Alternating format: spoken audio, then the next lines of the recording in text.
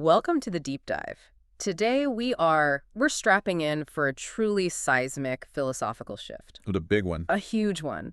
We are not looking at dusty textbooks. We are wrestling with the intellectual fallout of, well, the heaviest conceptual heavyweight in modern philosophy, Friedrich Nietzsche. Absolutely. Our mission today is to go far, far beyond the slogans.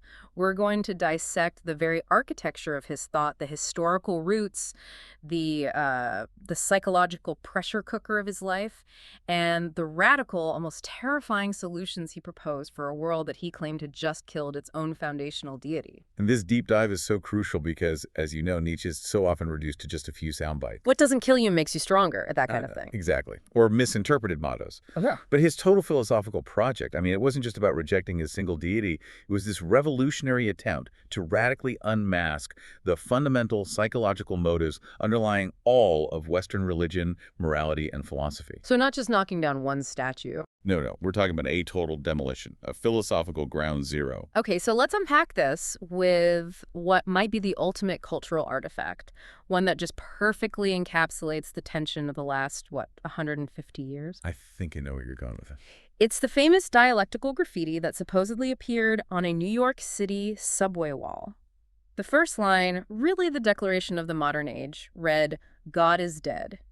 And it was signed, of course, by Nietzsche. And right underneath it, the ultimate philosophical clapback, Nietzsche is dead, signed by God. Right. That brief exchange, probably scribbled in permanent marker, it just perfectly frames this enduring struggle, the struggle between traditional faith and the provocative, autonomous, existentialist path Nietzsche demanded humanity take. And the moment Nietzsche made that famous declaration, "God is dead," it signaled an immediate and, for so many people, a terrifying shift in the universe's coordinates. A total remapping. We went from existing in a theocentric world, one that was ordered and centered around God, to an anthropocentric world. Centered entirely on man, on us. And this launch into radical autonomy, I mean, that's where the anxiety of modernity really begins, isn't it? It is. And scholars actually have a name for the intellectual movement surrounding this event. It's called Theothanatology. Sounds intensely academic. It does, but it simply means the study of the death of God. It's the recognition that the philosophical ground has shifted and the old foundations, they just don't hold anymore. The old sources of morality and meaning are gone. Exactly. So for you, the learner listening to this, our mission today is to offer a direct shortcut to understanding this immense cultural and philosophical rupture. We're going to show exactly how Nietzsche performed this demolition of the Judeo-Christian framework, and I think more importantly, what he proposed to build in its place. The new architecture. Concepts like the will to power and the Übermensch, and these ideas didn't just rattle academia, they fundamentally reshaped subsequent generations of thinkers, psychologists like Freud and Jung, artists, and of course the entire existentialist movement. They really provided the vocabulary for modern man to understand his own deep, deep disorientation. So let's start at the source. Because to truly grasp the almost biological fury and the radical rejection we find in Nietzsche's philosophy, we have to first look at the crucible of suffering and contradiction that defined his life. It's all connected. Oh, absolutely. Nietzsche's biography is inseparable from his philosophical project. It provides the psychological urgency for all of his critiques. His life is this really tragic arc. Beginning in 1844, he was born into an environment that was the absolute antithesis of his later thought. A bastion of conservative Lutheran piety. The very definition of it. His father, Carl Ludwig Nietzsche, was a pastor. And then the symbolic loss occurs very early on, really setting the stage. His father, the patriarchal religious figure in his life, died before Friedrich's 5th birthday in 1849. And that loss was profound. It left this incredible void, and it shaped his immediate environment just drastically. After that, he was raised exclusively in a household dominated by 5 women. His mother, Franziska, his grandmother, 2 aunts, and his infamous sister, Elisabeth. So his early life was just saturated with the very religious influences, the gentle piety, the feminine virtues that he would later dedicate his ferocious philosophical energy to destroying. It gave him an insider's understanding of the system he was attacking. He knew its psychology from the inside out. It's a remarkable contradiction, and he starts his formal academic life naturally trying to follow in his father's footsteps. He began studying theology alongside classical philology at the University of Bonn. But that piety, it was doomed from the start. It was a very swift and very intense intellectual break. Around 1864, he's just 20 years old, he encountered the radical historical critics of Christianity, specifically a thinker named David Strauss and the materialist philosopher Ludwig Feuerbach. And that was it. That was it. The faith he was raised in immediately collapsed under the weight of historical and materialist inquiry. He completely abandoned theology and turned fully to philology, the study of the underlying structures of language and culture. He essentially swapped the study of God for the study of man's creations. But despite this spiritual rebellion, his sheer intellectual brilliance was just. It was undeniable, and his academic career soared to a really unprecedented height. Yes, the speed of his ascent was just astonishing. At the age of 24, he became the youngest scholar ever to hold the prestigious chair of classical philology at the University of Basel. 24? 24. This was a true meteoric rise, establishing him immediately as a giant, demonstrating an intellectual prowess that was recognized all across Europe. But this profound intellectual height was always shattered by a relentless, debilitating physical reality, and we really cannot stress this enough. His life was perpetually shadowed by chronic illness, which ended his life at 56 and forced him to step away from his academic post when he was only 34. His health issues began early, and they were incredibly serious. We know he sustained a serious chest injury during military service in 1867, which had permanent health impacts. Then, critically, during his brief service in the Franco-German War of 1870, he contracted both dysentery and diphtheria. Devastating ailments for that era. They left him a physical wreck. They led to chronic gastrointestinal distress, extreme myopia, and these crippling migraines that plagued him pretty much daily. So he was forced to resign from Basel in 1879, right at the peak of his early career, and enters this decade of what he himself called wandering. For the next decade, he was isolated, truly rootless, and in just unrelenting physical pain. He roamed through boarding houses in Switzerland, the French Riviera, Italy, just desperately searching for climates that might alleviate his symptoms. And this isolation, this constant grinding suffering, that is the crucible where his most influential, most radical works were forged. It provides the psychological explanation for the philosophy. I mean, he was writing a philosophy of strength, of affirmation, of overcoming, all from a position of utter physical weakness. Precisely. His works were often written in these brief, desperate intervals between severe bouts of migraine and gastric distress. He had to embody the will to power just to hold the pen. Wow. This period of suffering explains the intensity, the almost biological urgency of his philosophy. He didn't view morality abstractly. He viewed it as something that either made the body healthy and strong or sick and weak. It's truly astonishing to consider the sheer intellectual will required to produce such a radical, world-altering philosophical work while in constant debilitating pain. It puts his concept of self-overcoming in such sharp personal relief. And that intensity, unfortunately, it really foreshadows the tragic final chapter. The collapse of his mind sort of mirrored the collapse of the Western values he was describing. His final end came in January 1889 in Turin, Italy. He suffered a total mental collapse, and the details of it are just heartbreaking. He spent the last 11 years of his life in a state of hopelessly incurable insanity. And do we know the cause? Well, the medical consensus generally attributes this to atypical general paralysis, which was likely caused by dormant tertiary syphilis, a grim reality for that era. And his final delusional identity during this time is it's so telling. It's the ultimate contradiction played out in his own mind. His delusions were profound. He frequently identified himself with the very figure he spent his life battling, signing letters as the crucified one, identifying with Christ. Unbelievable. Or, alternatively, as Dionysus, the Greek god of chaos, ecstatic destruction, and intoxication. He became the living embodiment of the struggle between the Apollonian order, reason, and the Dionysian chaos, life affirmation, that he had analyzed in his earliest works. And so tragically, the manipulation of his legacy began even before his death, at the hands of the person closest to him. Yes, his sister, Elisabeth Förster-Nietzsche. She took charge of his care and his precious manuscripts. And the source material notes some really grim exploitation. What happened? She allegedly sold tickets to people who were eager to glimpse her famous, yet utterly demented brother, essentially turning his final decline into a perverse spectacle. But beyond the spectacle, the true intellectual betrayal came in how she managed his posthumous fame. She actively manipulated his core concepts, the will to power, the Übermensch, to support the burgeoning, dangerous ideologies of her husband, Bernhard Förster, who was a committed anti-Semite and German nationalist. This is a devastating historical irony. It's unbelievable. Nietzsche himself was vehemently anti-nationalist, and he saw anti-Semitism as a disgusting manifestation of the very herd morality he despised. Yet his sister weaponized his individualistic elite philosophy to serve the exact mass, collectivist, anti-Semitic ideologies he loathed. It's such an important piece of context because so much of the modern popular rejection of Nietzsche is based on that deliberate posthumous misreading. But this biographical context brings us back directly to the source of the rupture, his most famous, most explosive declaration. The declaration that really changed everything. Let's move to Section 3, the Theothanatological crisis. We have the internal chaos of the man. Now we look at the external chaos he predicted. When he wrote God is dead, what was the fundamental philosophical interpretation he actually intended? Right, and we have to be crystal clear here. He was not celebrating an instant, literal, physical death.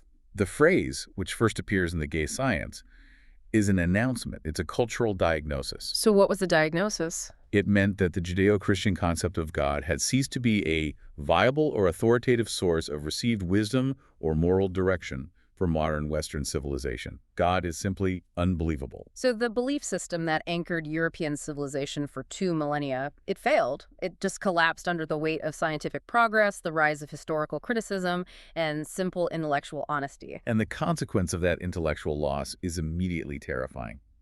Because if that central foundation is gone, everything built upon it just disintegrates. As Nietzsche articulated it, when one gives up Christian faith, one simultaneously, quote, pulls the right to Christian morality out from under one's feet. The whole superstructure of meaning. Good, evil, justice, purpose, ultimate truth. It all collapses into dust because its transcendental guarantee is gone. And the vacuum that's created by that collapse is immediately filled by the darkness of nihilism. Nihilism, the rejection of absolute values, the belief in any inherent cosmic order that is the inevitable spiritual and psychological result of the death of God. It leaves humanity in this state of profound disorientation and meaninglessness. That's the existential burden. That is the existential burden Nietzsche placed upon humanity. Without a transcendent anchor, we must now take full, frightening moral and spiritual responsibility for ourselves. I think for you, the learner today, this is the feeling that resonates when you realize your career, your identity, or even the validation you seek on social media might just be arbitrary. That search for purpose in a world that guarantees none. That's exactly right. The modern person lives the psychological reality of nihilism every single day. But Nietzsche didn't just see this as a problem for the individual. He saw it as a deed too great for humanity to immediately accept. He used the famous image of the madman, right? Running through the marketplace to announce this death. And the madman asks the vital question. Yes, the madman questions whether we must not ourselves become gods simply to appear worthy of it. And Nietzsche's self-appointed task was to answer that question. He viewed himself as a prophetic figure, like a modern Zarathustra or Socrates, tasked with providing a new philosophical orientation to overcome this impending, debilitating nihilism. It's so important to understand this isn't just a theological setback. This is a total cultural disintegration that permeates every level of existence. Let's expand on those 4 dimensions of collapse, the scope of Theothanatology, because they really show how deep this wound goes. Okay, let's map this disintegration across 4 critical dimensions. First, you have the ontological collapse. This is the secularization of culture itself. God becomes unbelievable, leading to a profound loss of the sacred within public life. So the world stops being a creation with some kind of inherent spiritual structure. And becomes merely a collection of physical facts. Yeah. Exactly. So on a day-to-day level, the world loses its magic and mystery. Precisely. The concept of the sacred vanishes, and we're left with pure utilitarian reality. And that flows directly into the second dimension, the moral collapse. Since the values derived from Christianity, the moral law guaranteed by God, are now foundationless, they too collapse. This results in the rise of moral relativism and purely subjective frameworks, Where groups or individuals just decide their own right and wrong. without any appeal to an absolute external authority. Now, wait a minute. We live in a world that largely celebrates individual moral autonomy. Isn't this supposed to be progress? Why did Nietzsche frame the loss of absolute morality as a collapse? That is a fantastic question. Because for Nietzsche, the freedom is only valuable if you are strong enough to handle it. For the mediocre majority, what he called the herd, This sudden freedom is terrifying. They immediately rush to create new systems of arbitrary morality, like nationalism or utilitarian democracy, just to feel safe again. So the collapse is dangerous because most people just replace the old lie with a new, equally constraining lie. Exactly. Yeah. Which brings us to the internal impact, the third dimension, the psychological. Angst. The psychological consequence of realizing there is no cosmic meaning and that your life is fundamentally arbitrary is the emergence of angst, a profound existential disorientation. This is the anxiety of being totally free and totally responsible. It necessitates the creation of the Übermensch, the figure strong enough to look into that meaninglessness and still create value. And finally, the metaphysical collapse. This is the end of absolute truth. The death of God means the end of traditional metaphysics, which sought to define ultimate reality. The result is what he called perspectivism, the idea that all knowledge, all philosophy, all moral claims are relative to the viewpoint of the observer. We're thrown into the open sea of interpretation. There's no map, no compass, only the raw experience of the voyage. That last point, the open sea, is where the real risk lies. If God is dead and the old moral compass is broken, what is the engine that drives this new relativistic autonomous universe? This brings us to section 4. The cardinal drive the will to power. This is Nietzsche's most fundamental and often his most misinterpreted philosophical principle, der Wille zur Macht. He argued this is not merely a psychological tendency, but the underlying principle for all human behavior and indeed the observable world. It's the core force of existence. So how does he define the will to power? Is it just ambition or political striving or even cruelty? It's much deeper than mere political ambition. He sees it as an active discharge of strength, an internal expansion. It is, as the source states, an insatiable desire to manifest power. The mechanism is growth, expansion, and overcoming resistance, and specifically self-overcoming. The objective is never maintenance. It is always to become more. More? What? Stronger, more complex, more expansive, more dominant. It sounds like a biological imperative, almost a philosophical energy source. It is. It's the force that says, I must expand, even if it requires me to destroy my current self or destroy others. Now, this is where I'm fascinated by his relationship with Charles Darwin. Nietzsche is sometimes called the philosopher of evolution, but he rejected core tenets of Darwinism. I want to unpack that rejection because it explains what he saw as the true drive of life. He was certainly steeped in evolutionary thought. He accepted that products of culture, like religion, philosophy, logic, were products of evolution's survival mechanisms for a specific type of human. But he utterly rejected the idea of Darwinian progress necessarily leading to higher or better forms. Right. He looked at his own age, the rise of democracy, industrialism, and he saw decay, not improvement. He called his age decadent, a process of decay where the lower types, the mediocre, comfortable majority outnumber and outlast the superior exceptions. This is his intense anti-Darwin stance regarding the value of survival. So what specifically did he criticize in Darwin's model? Nietzsche argued that Darwin attached far too much significance to the natural law of self-preservation. Survival of the fittest. Right.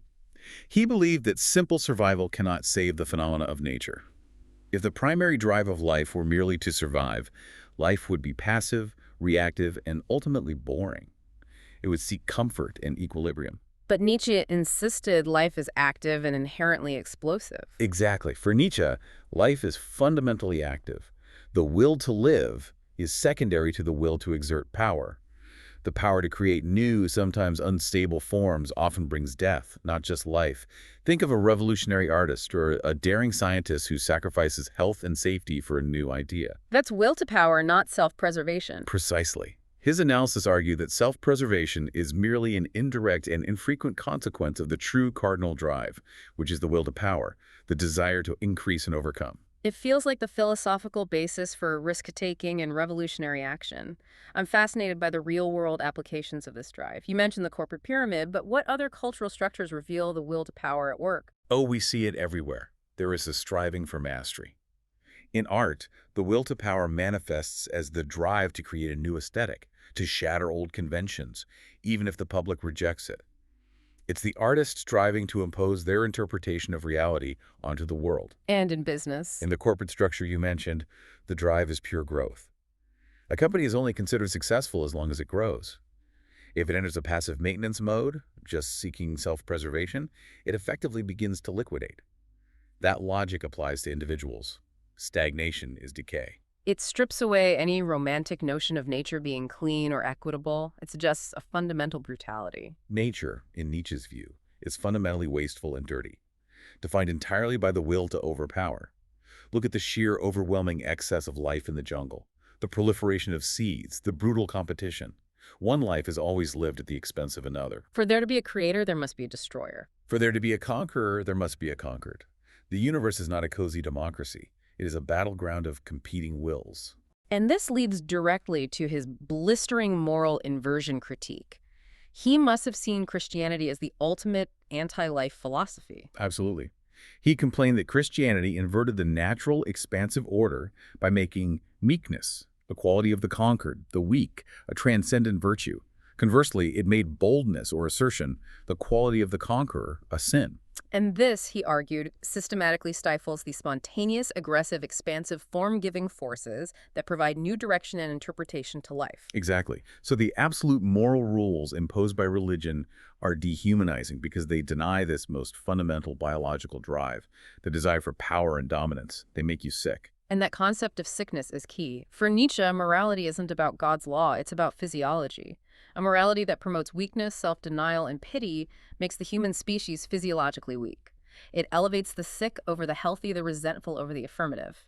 And this inherent conflict, the clash between the natural vital drive and the imposed morality of the herd, is what defines Section 5.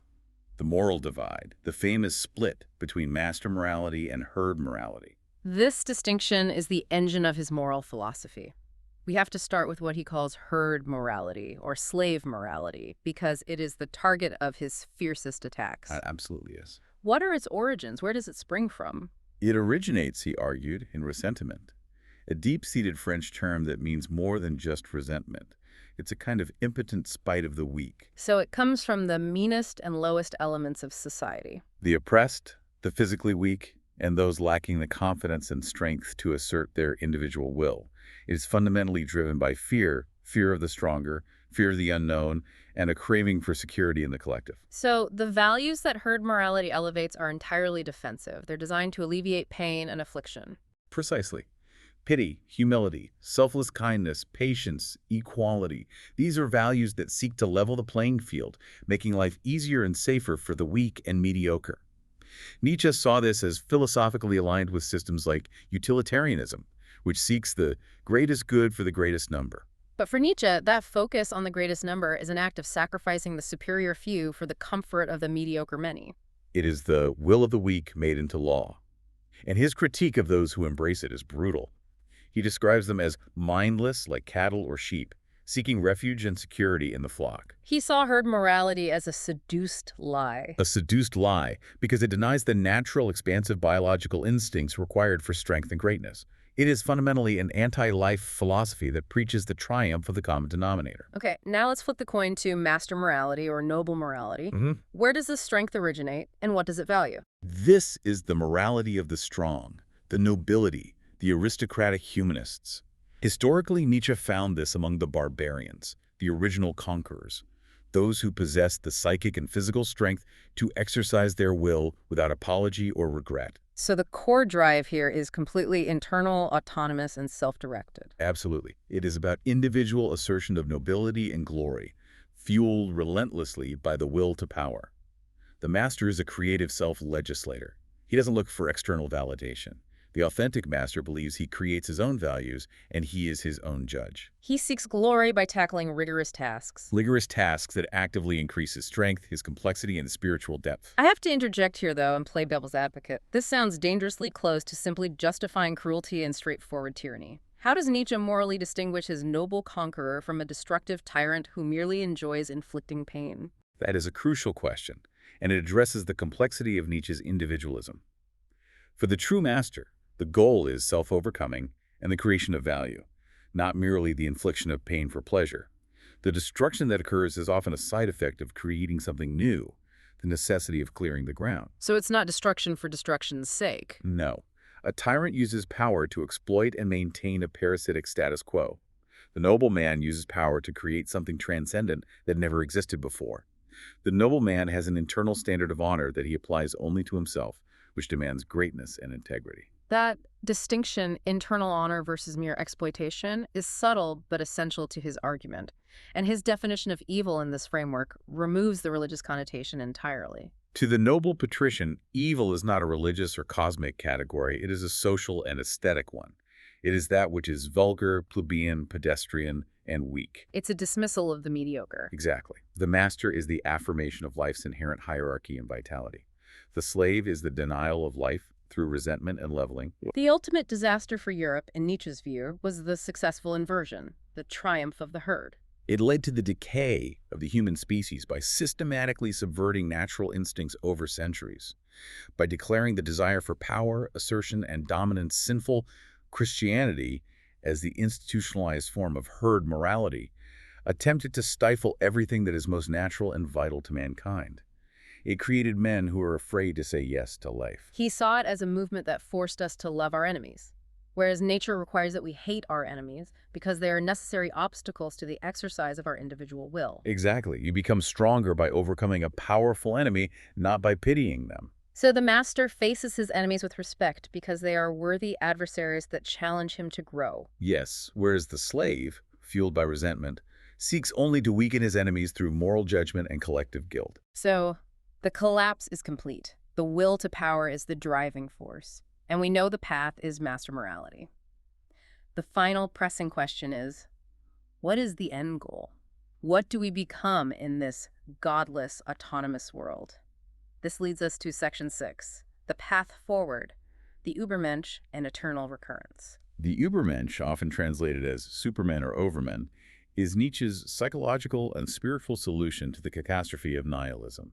This is the figure who successfully transcends the conventional boundaries of society's moral codes, becoming a self-legislating conqueror of his own base instincts. And it's absolutely critical to stress, again, that this is not a utopian figure for the masses. Not at all. Nietzsche was elitist in this regard. Nature, in his view, is vindicated not by the survival or comfort of the masses, but by the few gifted geniuses and supermen who represent a higher type of individual. The Superman's core function is to replace the dead god. To replace the dead god is the ultimate source of meaning and value, forging a personal path independent of the herd's demands. Who were the historical prototypes he pointed to? He cited figures who embodied radical, self-generated power: Julius Caesar, Alexander the Great, and Napoleon Bonaparte. He saw Napoleon as a particularly potent, if flawed, example.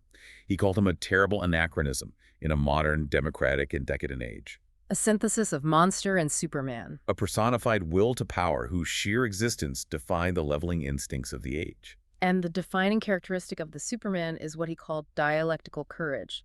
That's a complex idea we need to take time to define. It is the ultimate test of strength. This courage exists amid profound contradiction. The Superman recognizes the ultimate meaninglessness of existence, the nihilism, yet he still possesses the strength to perform heroic, value-creating acts and affirms life wholly despite its suffering and lack of cosmic guarantee. So the courage is dialectical because it operates in the realm of ultimate contradiction. He knows there is no ultimate purpose, yet he acts with purpose. He sees the void, and instead of despairing, he shouts yes into it. Exactly. He faces the nothingness of existence, the fact that his heroic acts are ultimately meaningless in a cosmic sense, and still says, I will do this and I will be proud of it.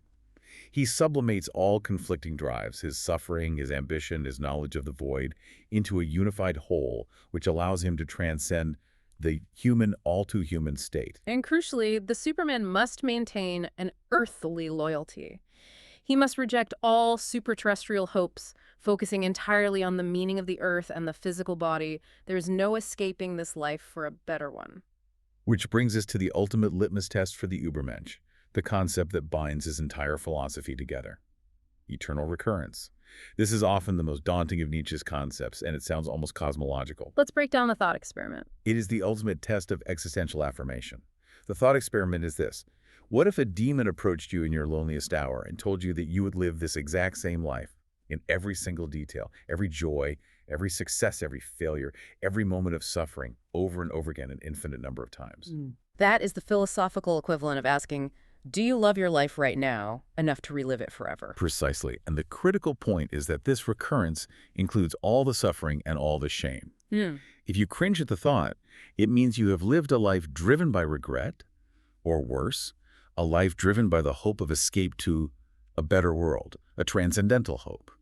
If you can recoil and still say, yes, I will live it again, then you have achieved the ultimate affirmation. Why did Nietzsche feel this idea was necessary or even inevitable within his worldview? Well, he argued that if the universe is defined by infinite time and only finite world states, finite matter, finite configurations, then the recurrence of all things is mathematically inevitable. So if history had a final goal, it would have been reached and recycled by now. Exactly. Therefore, every historical event, every specific thought, and every detail of your life must necessarily repeat ad infinitum. So the concept is the ultimate link between the will to power and the Übermensch. If your will to power is weak, recurrence is hell. Absolutely. The Übermensch is the only one capable of saying yes to this terrifying reality. Recognizing the endless sea of becoming and the constant meaningless recurrence of world states, he affirms it wholly. This affirmation, this amor fati, or love of fate, is the destruction of the illusion of the absolute. By eliminating God, we destroy the entire system of morality that relied on a transcendent judge and a single linear trajectory. The Übermensch embraces the cycle. Has to. This philosophical architecture is undeniably powerful, radically original, and deeply unsettling. But we have to address the structural flaw at the heart of the machine. This brings us to Section 7, the synthesis and critique, where we ask about the logical foundation of Nietzsche's radical autonomy. And this section is crucial because, while the emotional power of Nietzsche's system is immense, its logical consistency has been relentlessly challenged. Here is where the critique, particularly from thinkers rooted in traditional Western epistemology like R.C. Sproul, questions the very foundation, how one knows what they know. Sproul called this entire philosophical stance an absurdity. And the question he poses is fundamental. How can you even attempt to logically refute a philosopher who declares that the cosmos is absurd at the outset? Right. If reality itself is irrational, why should your argument be rational? It's the perfect rhetorical shield, isn't it? It is. If I claim that all objective truth is a lie created by power dynamics, you can't logically convince me otherwise because I've already rejected logic as a valid tool. Sproul notes that when these proponents of philosophical absurdity are challenged, they often claim they have no need to be rational because reality itself is neither consistent nor rational. But the very act of defending that position undercuts the argument. It creates what Sproul labels a rational defense of irrationality, which is inherently self-defeating. To justify the irrationality of the cosmos or your own position, you must necessarily employ the very norms, logic, consistency, non-contradiction that you are simultaneously attacking. Let's walk through that logical flaw slowly, because it's the core vulnerability.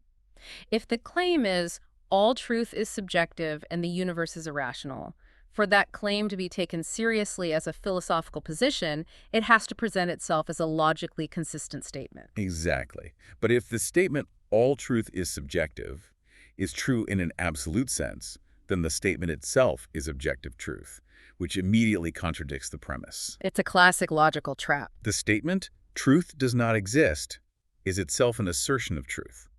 If the argument for universal irrationality is successful, then by its own definition, it must be false, because a successful argument requires rationality. It eats itself alive. It's an intellectual cul-de-sac. And that impasse forces the critic to deal with the performative contradiction.